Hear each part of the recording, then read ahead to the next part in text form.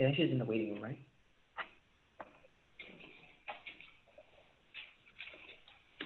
So you can't see.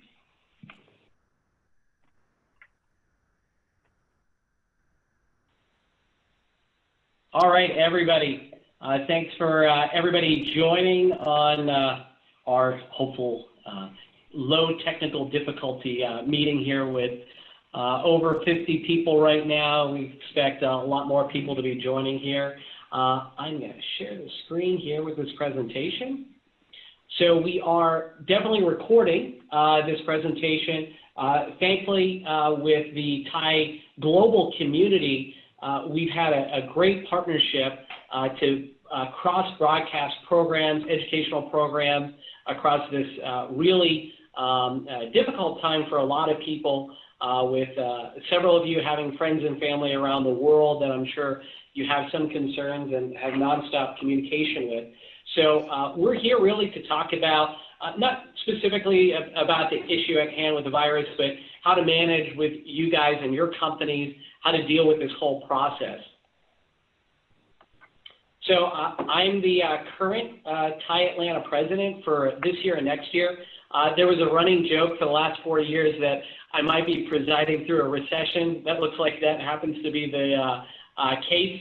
That being said, it's very important for us to support you where you are with your company and the issues that you guys are facing.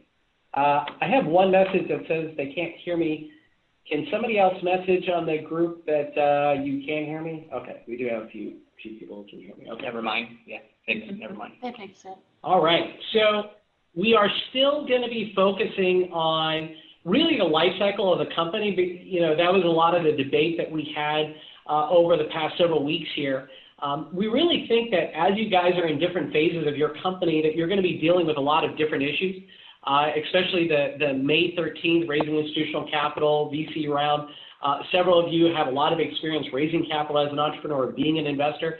Those are critical issues that a lot of people are facing with right now. And I think it's super critical that we still deal with all the different aspects of building a company through crisis. And it's important that we communicate those with a lot of the experts that we have as sponsors and as CEOs of companies. So thanks for being a participant today and supporting us as we go through the rest of the year. Hopefully we'll be able to meet in person sooner than later, but this sets a precedent that allows us to communicate a lot of this information virtually over time. So a lot of these business benefits of having a happy hour and business for breakfast may be delayed a little bit, but we definitely want to make sure that it's worth your while of getting great content. One of the things that we've been able to do at the global chapter is really focus on mentoring. And this is going to be a really big, difficult experiment today, where after the main session, we want to get you guys into sub-rooms. You guys have registered. If you haven't typed in your name into Zoom, please do. If you're on a phone, if you can log in, then we can put you in the breakout room session after the first part is done. This has been really exciting with our sponsors, not only partnering with us early on in the year, but what's even more amazing is we put together a set of emails based upon a lot of different programs that these companies and sponsors are communicating about the issues that you guys are dealing with right now, what's going to be happening over the rest of the year, and different types of webinars focused on things like valuation. Jagruti at Aprio has several sessions that they're going to be hosting. John Yates is a sponsor with Morris Manning, and their team over there has several sessions. Chug, obviously, has had sessions globally. We love Ajay, who's been a part as our internal legal counsel at Shaw & College India. We love their new logo that they finally sent over to us. But they're going to be hosting sessions. Integra with Greg is going to be hosting a how to figure out valuation in this crisis. So that's obviously a big concern. Scott Perry from Addison Young is going to be focusing on, for several of us, including myself, I've got a lease that's going to be coming up at the end of the year. What can I do for negotiating? And what are the things that I need to be thinking about if I can't pay the bill? What do I need to do to talk to my real estate brokers, agents, buildings, all these other issues. Chitra from Wells Fargo is going to be talking about a lot of these crisis management from a banking and commercial standpoint. Tom Singh from Merrill Lynch is going to be focusing on what Merrill Lynch, Bank of America is focused on wealth management, as you guys are having those types of concerns as well. So as of now, we still have Venture Atlanta, which is going to be October 21st and 22nd. We all pray that everything clears up sooner than later, but we want you guys to get involved. If you don't know about Venture Atlanta, it's an amazing program that focuses on entrepreneurs raising capital and pitching on an amazing stage with global venture capitalists, institutional investors, high net worth and angel investors in the community. Our Thai Atlanta Angels group, which is very active, will be participating in this program and looking at deals. So if you're interested, please email Amin. We haven't gotten our discount codes or any of the specific information yet, but we'll definitely be communicating that to all of you. One of the things that we're going to be doing later in the year, we haven't figured out all of the details because of this moving target with the virus and the shutdown, but we really want to bridge the gap between COBA, which is our Council of Board of Advisors program, which allows you as a CEO of a company to be surrounded by a group of seasoned entrepreneurs and experts. This program, Founders Next, is a bridge between that and a program like our monthly meetings. You want to get more detailed engagement, more almost like a certificate or educational program on how to deal with issues that other entrepreneurs have faced. So this is more of a $2 to $50 million in revenue type focus educational program, not necessarily for startups, which is what we thought was a gap that we wanted to bridge. Obviously, as you can see, there's an info call that we'll be having, and we'll be sending out this deck afterwards so you can get that information. So today, without further ado, we're going to be talking with some really amazing people. Karen, who's a very close personal friend, is also on our board here at Thai Atlanta, but she was also a past president of Thai Atlanta, and really exciting to get their perspective on how to manage through crisis. So Karen, have you take it away to kick it off? Well, great. Thanks so much, JP. I appreciate it. You guys, again, congratulations to each one of you, because you've taken the time out of this crazy life that we're in, and you said, you know what, I'm going to focus on me and the business. What do I need to do to grow the business? And I am so excited to introduce to you this group of panelists. They are, some of them I've known for a while, some of them I've just gotten to know, but they are coming from some very different perspectives. And I think you're going to be very pleased about some of the insights that they're going to provide. So the format for tonight is I'm going to give a brief introduction to each one of them, then ask them some prepared questions, and then we're going to have some open questions. So with that in mind, let me start with Phoebe Agee. She's an experienced leader in recruitment. She started her professional career in banking and investments, and then she transferred to the tech world. Over the past decade, she's done work for staffing and recruitment from everything from smaller companies to Fortune 500 and Fortune 1000. About a few years ago, she made a decision that she wanted to found her own company. It's called Found Professionals. It's with the vision to make recruitment a positive experience. And I don't know about you guys, but many of the recruitment that I've used in the past has been not a good experience. And she's got a terrific approach, and I think you're going to hear more about it. Found is, the name of the company Found is providing services with excellence, integrity, transparency, and deep knowledge of the industry. And I think you'll all agree with me that with what's going on right now, transparency is something that's so desperately needed. They focus on everything from the executive and the high-level professional, both here in Atlanta and globally.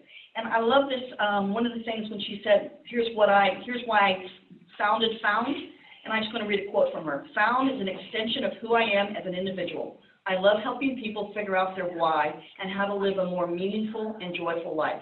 With a passion for business, I get to do that by making the best match so that companies can thrive with loyal and committed employees that will drive organizational success, and people can be in careers that mean more than a source of income, but give them a purpose.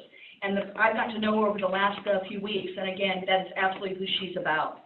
But let me start this tonight with asking you a little bit about, in this difficult environment we're in, how do you manage the hiring and onboarding process when much of it is going to be done virtually. Yes, well, thank you, Karen, so much for the kind introduction. Yeah, I would say when it comes to hiring and then onboarding, we have to mirror the in-person experience as much as we can virtually, and really treat hiring as a delay and not really stopping the hiring process altogether. And what we're seeing today is that about 47% of companies are still hiring for open positions. So I would say kudos to all the businesses that have the courage to still hire virtually. I believe that we do not lose the personal touch when we hire virtually. We just have to keep in mind certain things when it comes to video interviews. Like, we have to comply with the jurisdictions of interviews. There's still some questions that we do not ask, right? So keeping those things in mind. And then I think it's very important to know how to go into those virtual calls and virtual interviews. Like, prepare as a business professional and a business leader, prepare for the interview as you would for an in-person one. Have your candidate's resume ready, know about their experience, and just get comfortable. I would say mirror the in-person experience. So if you're more of a casual interviewer, if you like to offer your candidates water or coffee when they come in for an interview, do that. Ask the candidate prior to the call to maybe have a coffee, because that will help the candidate be more open and more comfortable and be themselves. And we all know that's what we want. We want that personal interaction over video as well. And then when it comes to onboarding people virtually, that's new, but it can be done very successful. I just had a client who did that last week, and they had a very successful experience with it.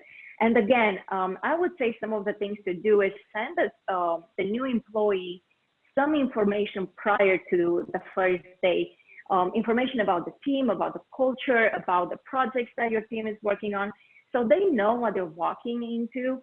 And as the manager or the leader, try to create that experience virtually as you would in person. So if your new employee would come in and you had them in your office for coffee and talk to them and tell them about the team, do that virtually. Set up a call first thing in the morning.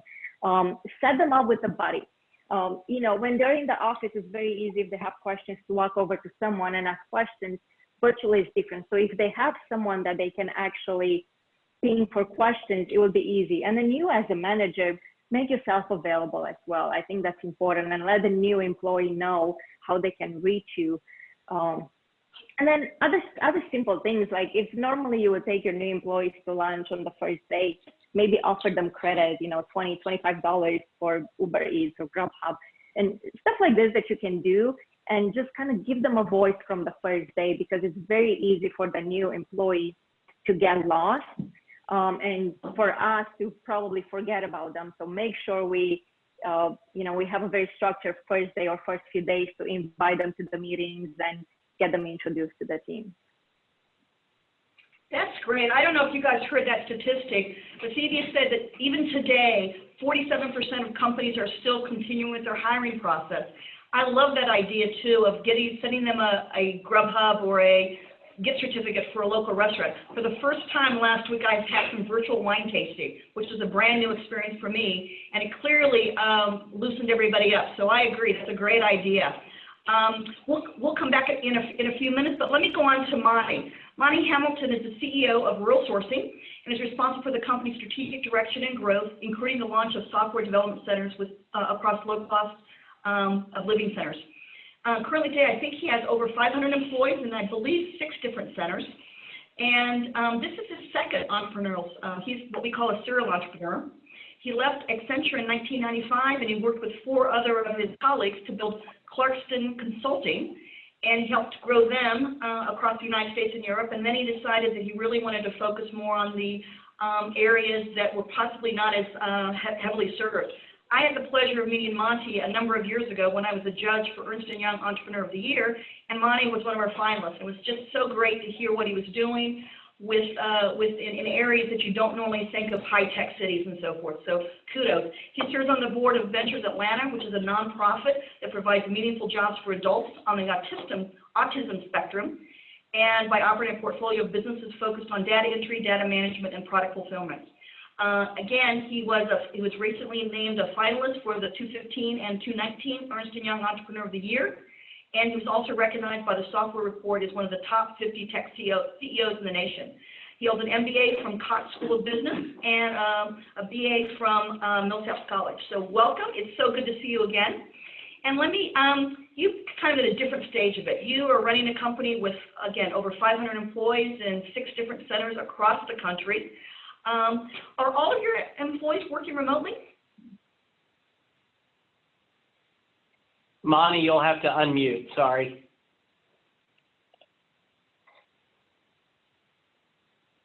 Is it okay now? Good? Yeah. Good, perfect. Thank you. First of all, thanks, Karen, for that introduction. I appreciate that. And thanks to Todd, the organization here, for putting this on. And hopefully this will be helpful for some of the folks out there. But to answer your question, Karen, yes, all of our over 500 colleagues now are all working from home. And fortunately, we had done a stress test in early March to make sure that we could accommodate that and that there were no hiccups or issues. We sort of surprised the group one afternoon and asked them to take all their laptops home, and it worked out well. And so on the 13th of this month, we decided that we would go ahead, make that decision to send everyone home and work from there. And so far, so good. I have been amazed and amused at how well our colleagues have kept community, both amongst themselves as well as with our clients. We've always been a heavy video company anyway with our clients, but that's become even more so now. And I couldn't be more proud of how well they've made that transition into this distributed workforce. And we've heard from many of our clients now that productivity has either remained at the same level or in some cases even gone up. So very pleased with what they've been able to do and how we've been able to keep that community across all of rural sourcing. Sure. We'll take a moment and just talk a little bit about, you've got not only distributed employees, but you've got your management team spread across the country. What are some things you're doing on a daily basis to make sure that you've got that continuity, that you've still got that leadership and that management? Talk a little bit about that, please. Yeah, so I will say certainly times are different now, right? And things have changed, and we've adapted to this new world we're living in for a while. And so from an executive point of view, my belief is that we hire the executives in order to allow them to make decisions and make sure that they're having the right authority and control over their individual groups, centers, or whatever the functions may be. I will say that now we have daily stand-ups amongst the executive team. So I just finished before I got on this call. And what that has done is made sure that every day we are all in tight sync with what's going on with our colleagues, what's going on with the clients, and are there any immediate issues that we need to deal with or address. And that's not my normal operating style. I think my belief is that you hire these individuals because they're great individuals and can do their jobs well. And typically you're working in an environment where you can allow people to have the time and get the input and information to make those decisions. With this new world operating model, we don't have all the benefits of time as much anymore. And so the idea that I am a little more hands-on these days, frankly, with making sure that we're making these decisions as quickly as possible with the amount of information that we have. I think that has changed, certainly. What I've also seen from our delivery center managers and managers on down the line, team leaders and all, is that they're keeping in more contact, more frequent. So we're a big user of Slack. And so I visit a lot of the channels these days, several times a day, just to check in, see what's going on. And what I can tell you is that everybody is making a concerted effort, an intentional effort to stay in touch and to make sure that they're aware of anybody struggling or having problems, that teams are doing well. And so I would just say that we're being probably even more communicative And to use your word you used earlier, which I love, is probably more transparent than we've ever been in the past. We have also, I have every week now, a all hands meeting every Friday afternoon to let people know at the company level where we are, what we're doing. Here's the information that we're working with. And in some cases to tell them that I don't have the answers, right? We're dealing with limited information and we're trying to do the best we can.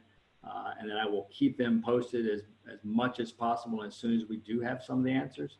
But the reality is we don't have them all. And we are continuing to model what may or may not happen here so that we can be prepared to take appropriate actions once we get there. And I think the feedback, Karen, has been really good, that people, whether it's, not so, it's really easy to be transparent when all the news is good, right? When it's not so good, it's a little more difficult, but it's even more important. And I think our troops have responded well to that and have been appreciative of the insights, the transparency, and to let them know what we're working with and what we're trying to do. Thanks, Mike. That's great. And I want to just draw attention to the crowd. Two things he said. When we were having a preview call last week, Monty told me that earlier in the year he had the stress test, and I thought, what a great idea. You think about a lot of things that you plan for. I'm not sure that we planned for the pandemic. I'm clearly not sure that we've focused on everyone, virtual meetings and so forth. But I give kudos to a company that large that's doing that kind of stress test, and I think that's a great lesson for all of us. The other thing that I think is interesting that both of our speakers have spoken about so far is actually in this new environment, they're actually finding opportunities to communicate better. They're more transparent. It causes you to be intentional about it. But both of our speakers have said by doing that and making a plan to be more open and transparent, they're actually much more open communication with their team. So kudos. Our last speaker, I've known for a number of years, and it's a pleasure to I learned so much from talking to her the last few weeks. She's the co-founder and CEO of Gigabark, which is a mobile solutions company focused on innovation through calls, text messages, and emails, which again, couldn't pick a better time for a company that is so needed today. She also founded and ran Supernova South, which is the largest, most accessible, and most inclusive multidisciplinary tech and innovation conference in the Southeast. She's worked with several large international corporations running strategy and business development across design, e-commerce, supply chain, and manufacturing. She was a consultant at Accenture, which I don't know if you and Monty ever crossed paths there, but again, you both being from Accenture. She has experience in strategic planning and brand strategy, especially as it relates to startups and earlier stage companies and nonprofits. One of the things she's become very passionate about, and I think we're going to hear from her a little later in the year on this issue, is she's on the board of Emory University's Center for Ethics. And I think that clearly one of the issues we've not spent enough time talking about it is how does technology and ethics, how can you really manage both of those? So when she is a native Atlantan, she's a musician and she's a dog mom to Shiley, the cutest Rhodesian Ridgeback in the world, and those are some big dogs. So Cassie, so good to see you here. Tell us a little bit about, when you work with clients on developing surveys and communicating with them, what's been the impact of the coronavirus? It's one thing on your own employees, but you've got clients that you teach them how to communicate. Talk to us a little bit about that.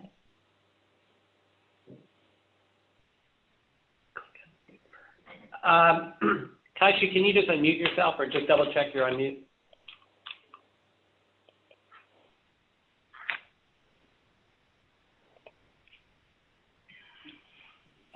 Okay, there we go. Now I can unmute myself. Perfect.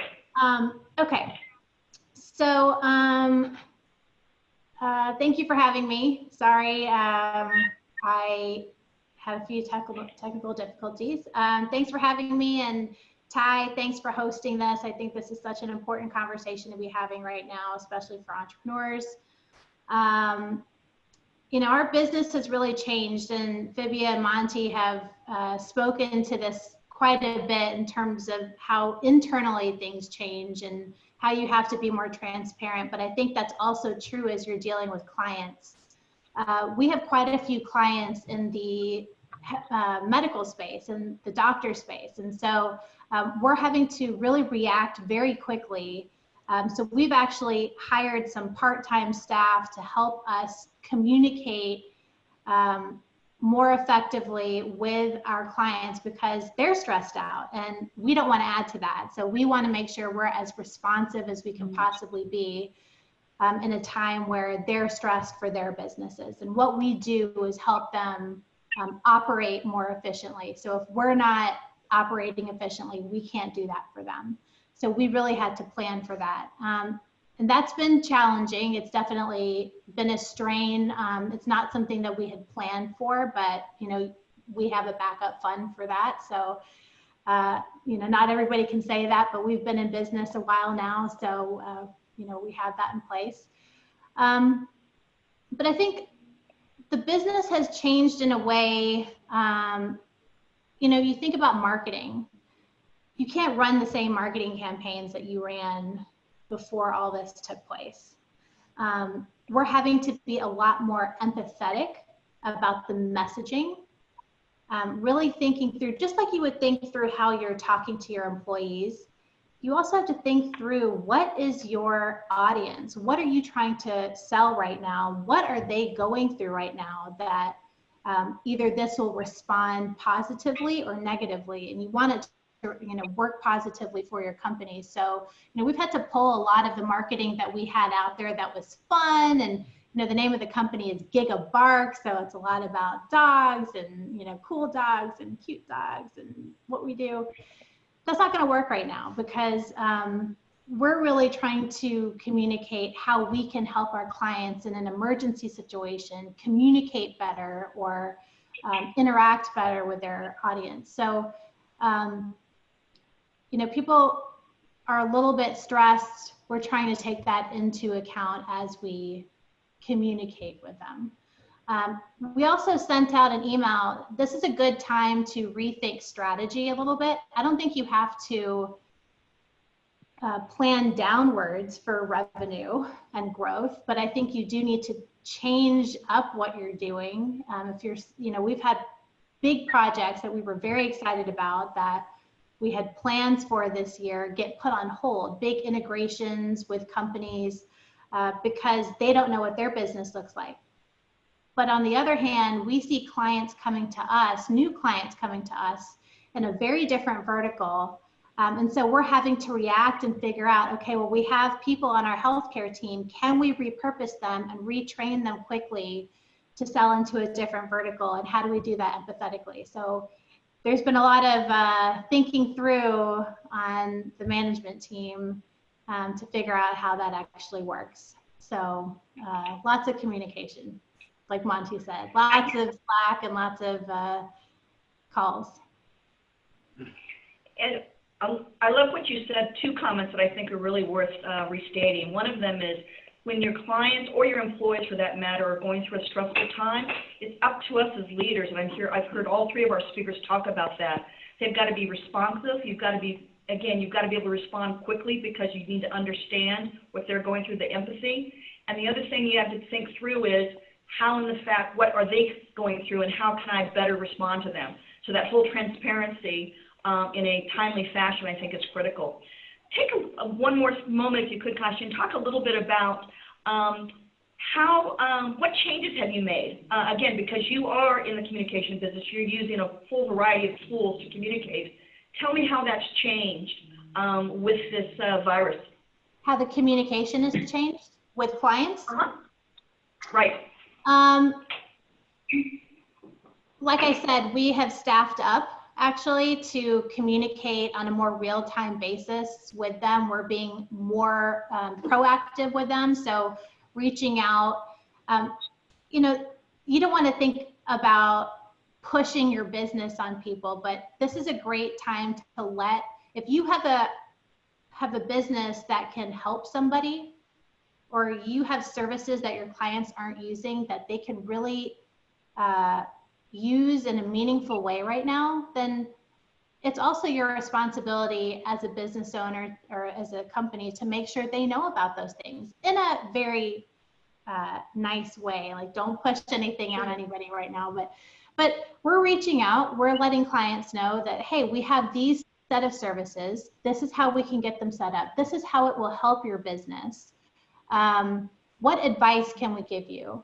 You know, how can we help you? We're really trying to be, we've always said that we're a member of your team. But right now we're really trying to go that extra mile and show them that we're here to just help in any way possible. Even if that's helping them think through or connect them to other resources, we're trying to be that person that can send them in the right direction. Very good.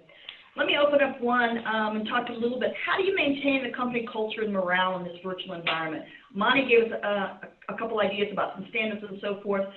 Phoebe, what is one or two ideas that you've been able to use successfully to, again, keep that company culture and morale up? Eva, you're muted.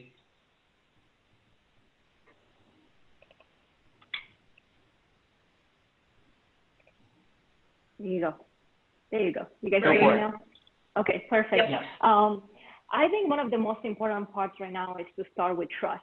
That's going to be the most important part, is assuming that your employees will actually do the work that they're supposed to do. You know, people react to the expectations that you set up. If you're going to start assuming that they're going to do their personal business, they're going to respond to that. So I would say trust your employees that they know what to do and they will do it. That's one aspect. And the other one, I think it's very important to focus on the personal side right now. We all know that employees are just the biggest asset for any business. So if we can keep them just more comfortable during these times that are just so uncertain, keep them comfortable and show them that we care about them. Kind of like what Kashi and Monty said, we have to show them that we care about them and the situation, and be just very transparent with them during this time. So even if the company is not doing so well, be transparent with them and show that you care. And if you show this personal side, productivity will happen. And the trends that we see out there, companies that have not worked remotely before, but have been forced to go remotely, they see the productivity, if not staying the same, going up, exactly like Monty said with his company. Super. Let me turn over to you, Monty, for a second. Again, you've got 500 plus employees spread over 6 locations. What are you doing? You gave us a couple ideas. Give a couple more. So what are some specifics you're doing to maintain the company culture during this time? Yeah, so I would say that the great thing about having been able to make this transition somewhat seamlessly is that culture was built when everybody was physically together in these software development centers, and they genuinely care for each other. And so they were able to develop those relationships, and now they've taken them to their individual home offices. And I would say I've done nothing probably around that regard. They've done everything. It is really a lot of fun to see that, I get invited to 5 different virtual happy hours every Friday evening. So I try to pace myself though.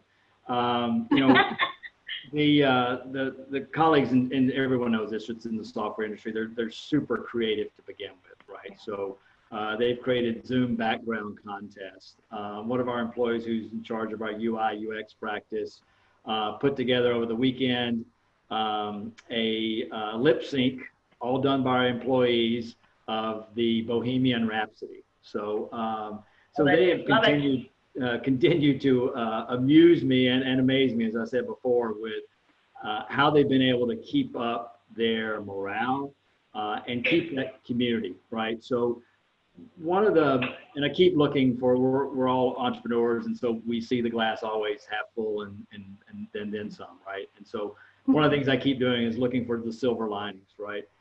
And one of the things out of this that I think hopefully stays with us post COVID is that humanity is coming through in our general conversations, whether it be with each other or with our clients, right? And so the fact that someone's dog runs in to jump on their lap while they're having a business call, that's okay today. That's accepted and it's cool.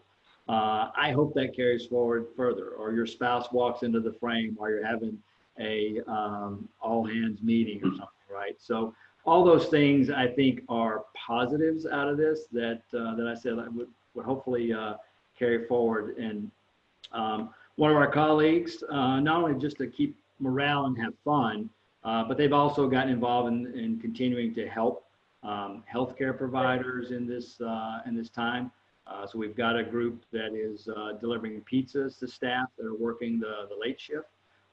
We have one of our colleagues in Fort Wayne, Indiana this week who is in a leadership position there with the Chinese American group, who they were able to get a hold of a bunch of PPE items, face masks primarily, and delivered those to the local healthcare organization there. So it's great, and it's heartwarming, frankly, to be able to witness how involved people are and how much they're wanting to help not only themselves survive and get through this, but their fellow man out there as well.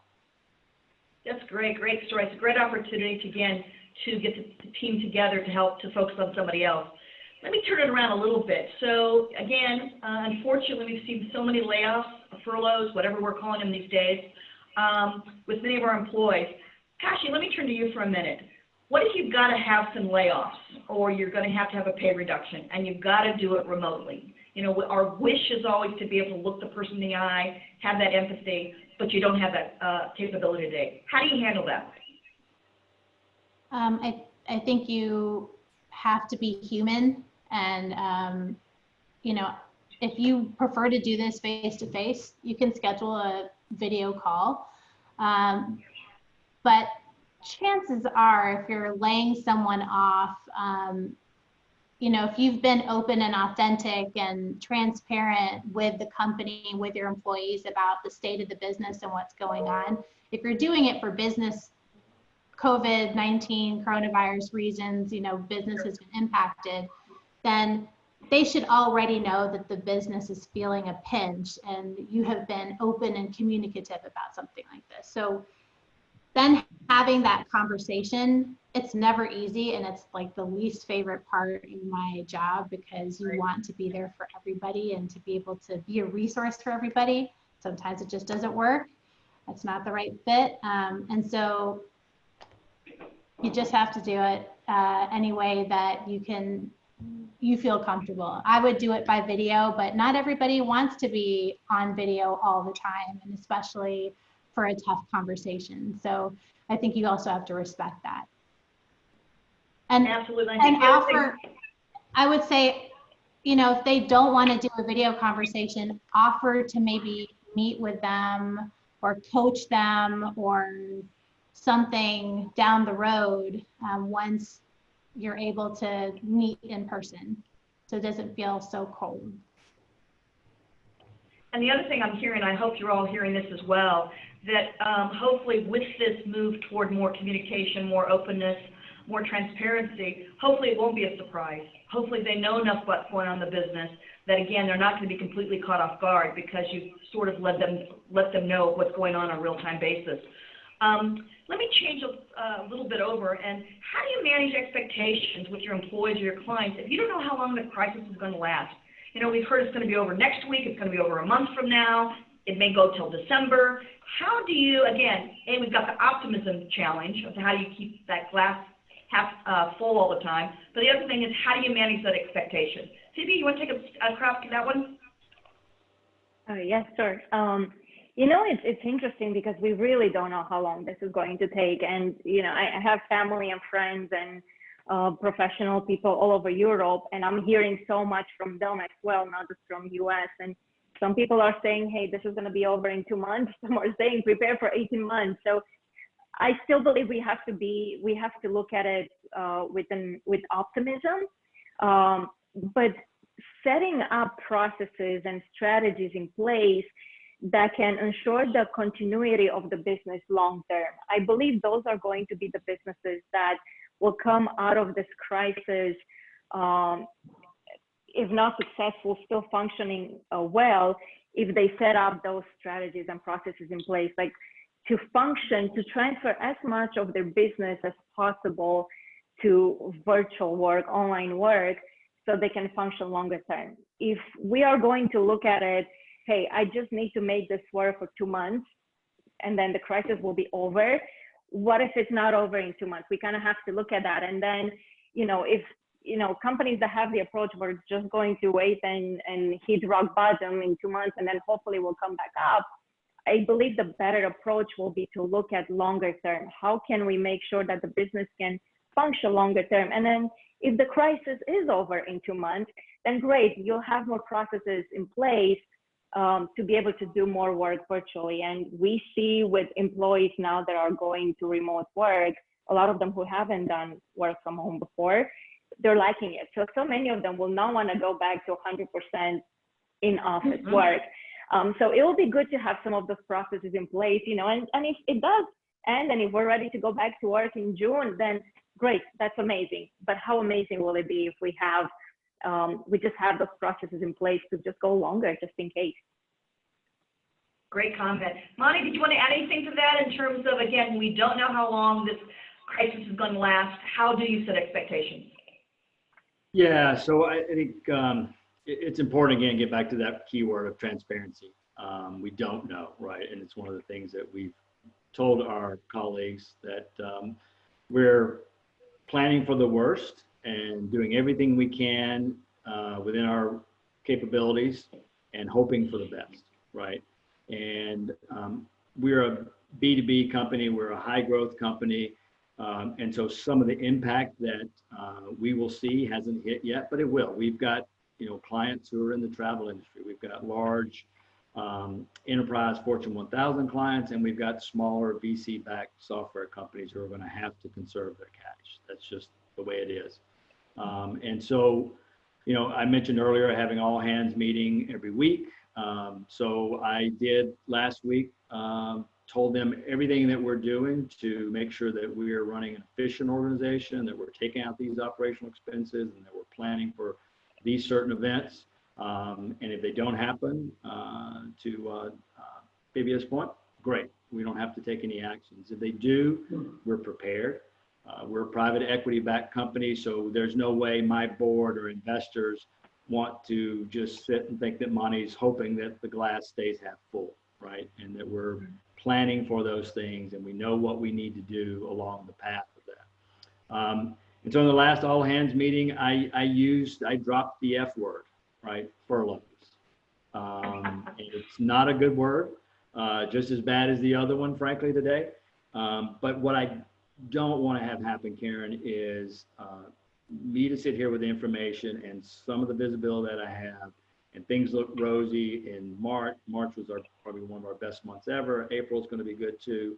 And then, bad things start to happen in May, and suddenly they're surprised. I wouldn't be a good leader if I weren't trying to set the table and make sure that they know as much as I do as far as I can see. Great comment, great comment. Kashi, let me turn it over to you for a minute, and I know this is something that you're very passionate about. Talk a little bit about the moral and ethical issues in this new environment. Are they different? Is it the same set of ethics that you deal with all the time, or is there a unique set? Like Monty just said, sometimes we as leaders know that things may not be good. Talk to us a little bit about that issue.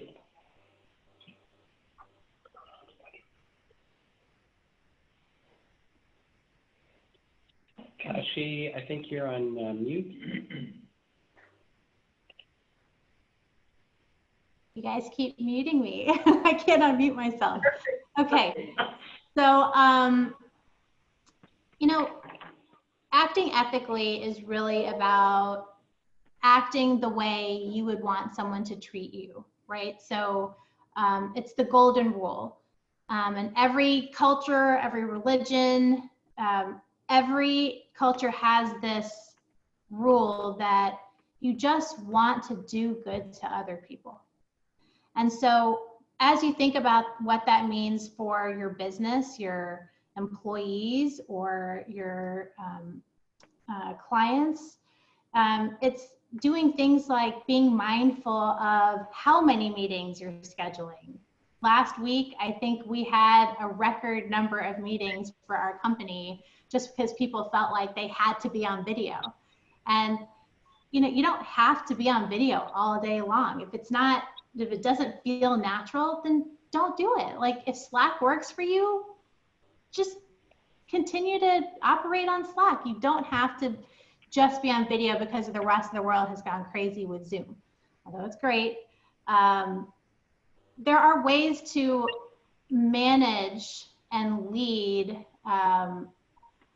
in a way that feels comfortable to everybody. You might feel like you want more transparency with what your employees are doing, but that doesn't mean you go overboard, right? Fibia talked about trust. Trust is an incredibly important thing in on a team, whether that is now or at any point in time.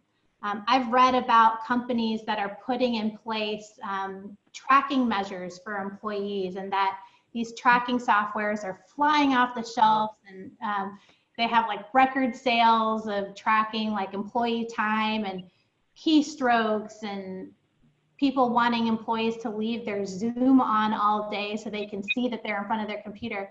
If you don't trust that your employees are going to get done what they say they're going to get done, then you probably don't need them on your team. In fact, you don't need them on your team. You know, so it's really just about doing what feels most comfortable, but also what feels most human. Great comment. So I've got the last two questions, and I'm going to start this one, Monty, with you. What are the two best processes or tools that you're using now that you maybe didn't use before? And I only want two. I know you may be using a lot, but then I'm going to ask each one of you to give us the two processes or tools. You're first, Monty. Sure. So the first one is, since I know we have a lot of entrepreneurial CEOs on the line here today, this, because of the situation, I think is really important to do, which is modeling out best case scenarios, worst case scenarios, and using a fan across all those to figure out at what point in time what's most likely and what actions do you need to have in your hip pocket to be able to take if you hit those particular scenarios. And I think because we're doing a lot of modeling right now, the CFO especially and his team, that's been really helpful to have a plan, to know what we're going to do depending on the outcomes that we can project and see. The second one I'm going to say is the virtual happy hours. Those are great. You know, especially when you have ones that maybe get started on East Coast time and then you get out to Mountain Zone time. It can be a long Friday evening, but it's a great fun event. Terrific. Phoebe, how about yourself? What is the two, no more than two, tools or processes you're using today you didn't use before? Well, definitely Zoom. I had used Zoom before, but now I'm using it for so much more than I used to use it before. So that's one of the tools that we've been using a lot. And second, going back a little bit to what Kash touched on before, is figuring out what your services are. I mean, you know what they are, hopefully, but how can you help the ones, other businesses? So that's what we've been focusing on over the past 2 weeks, using that to actually help businesses and going beyond what my service normally looks like, and saying, hey, this is not what I normally do. This is not part of my service, but I have expertise in this because we look at market search all day long. So we want to help you with this. So we've been doing actually virtual and webinars to kind of give some of those tools and ideas of how to help businesses process through these times, and just using my own expertise to use to help my clients and other businesses out there. Terrific. Kashi, how about yourself? We really like to whiteboard at our company. And I'm a big fan of Post-it notes. And so I like Post-it note an idea and stick it on the wall. And that's kind of what we do. So we've had to change up how we brainstorm a little bit. And so we're doing it virtually, and it's working for us right now. But there's a lot of Zoom to try to, you know, whiteboard and using virtual tools and things like that. So we're doing that. But the other thing I would say, a different way of operating entirely, is that I feel like I'm outsourcing more work. And it's doing two things. It's, you know, I think we all feel like we're busier now because there's so many video calls and people feel like you're just available because you happen to be home. which is crazy because you're actually working as much as you would be or more. But it's freeing me up to do some things. Outsourcing is freeing me up to do some things that I really need to pay attention to with the business, like the training that we're doing, the retraining that we're doing, shuffling employees between verticals. So I'm able to focus on that while outsourcing some stuff. And then the outsourcing to using things like Upwork and Facebook groups and things to find people and contractors is also giving other people opportunity where they might need it right now. So it's kind of helping in both ways. It's helping me and it's helping somebody else. So yeah, I kind of love it. And I didn't know that I could let go, but you know, I'm kind of getting used to it because I have to. So let me ask the last question, and again, I'm looking forward to hearing your answers on this one. What is the one thing that each one of you are going to do differently today or tomorrow that you didn't do before this pandemic? And I'm going to start, Kasia, with you, Fibia, and then I'm going to end with Monty. So you're on. Yeah, I would say the outsourcing thing is definitely a thing that I had not embraced fully, but I definitely think it is for me. So I'm excited about that. And I would say not as a change, but just as a good reminder is to be more empathetic just in general of our clients and our employees. I think that's always a good thing to keep top of mind. Super. Fibia, how about yourself? The one thing you're going to do differently? For me, it's definitely, I'm in the recruitment business. So for me, it's implementing end-to-end recruitment, virtual recruitment. That's going to be the most important part. I've always done parts of it virtually, but now seeing how successful that can be, I'm going to do more of that. And I'm encouraging my clients to do the same because it brings so much more flexibility where when you have executives that travel so much wanting to interview the candidate, if we can do this virtually, we're going to save time and cost there. So definitely end-to-end virtual recruitment. Terrific. Monty, how about yourself? Yeah, I think so. Karen, you know this. I'm old school, right? So I grew up I was at Accenture way before Kasia was there. I can assure you of that. So you know, managing face to face and having people in office has been an awfully important piece of our model. And like I said before, the culture that we've created because of that proximity and bringing everybody into Central Center over the time has allowed us to be successful at that now. What we will change most likely is we will probably be more lenient on more work from home. And we have certain days of the month where by team, et cetera, by week, people can do that now. But my, I guess, projection is that we will be allowing that a lot more. And that's not to say once we are able to provide a safe software development center, physical center for people to come into, I believe they will be knocking the door down to get back in and out of their home offices. But going forward, there'll probably be a lot more leniency around that. Terrific. Well, listen, I want to thank each one of the panelists. I've learned quite a bit. I've enjoyed spending this time together with you. I hope each of you have taken a couple things away that you're going to change in your company. I'm going to turn it back to JP. And again, thanks so much, team. Thanks, everybody. Normally we'd have a standing ovation for the next 30 minutes. I'm sure that's what everybody's doing right now. Okay, so this is where I want everybody to be very, very patient. This is the first time we're doing. We have tested it a few times. So I'm going to call a few people out who are going to be your lead mentors in these breakout rooms. We've already, Amin has been working his butt off here behind the scenes to assign everybody to different rooms. So Karen's going to be leading a room with Scott Perry. Then Fibia is going to be leading with David Lerner. And Monty is going to be leading a room with Dipin Patel. Kashi is going to be leading a room with Ajay Jindia. Eric's going to be leading a room. Gopal is going to be leading with Anil Kumar. Krish Prabhu is going to be leading with Greg Faseri. Paul is going to be leading with Jamin, and Sid is going to be leading with Chitra. So what we want you to do is do not exit the screen. You'll see a notification to join the room, and then just click accept, and then the moderator who I just called out will be able to cover the rules. We've extended the time to 45 minutes. If you feel like you need to jump, just to send a message out, not a problem. Amin and I are going to be joining each of the rooms to make sure everything is going smoothly. We'll give you a heads up 5 minutes before we close the room and bring everybody back into the main session. If you need to go, completely not a problem at all.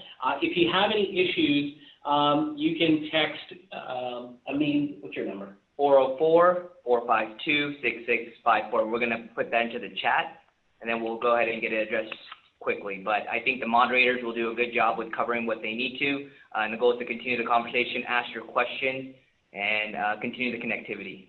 All right, I'm going to click the open tall room, so you should theoretically all break out into your session. So leaders, it's now your time. You can. I'm going to unmute everybody as well. You can turn on your video as well. You just click join. Join. I have to go to another room. We're going to leave you.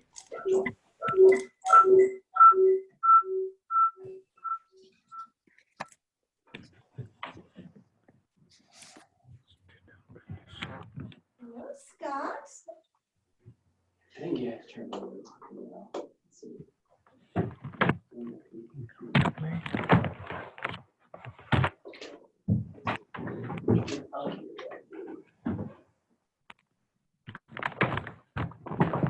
I see Scott Perry.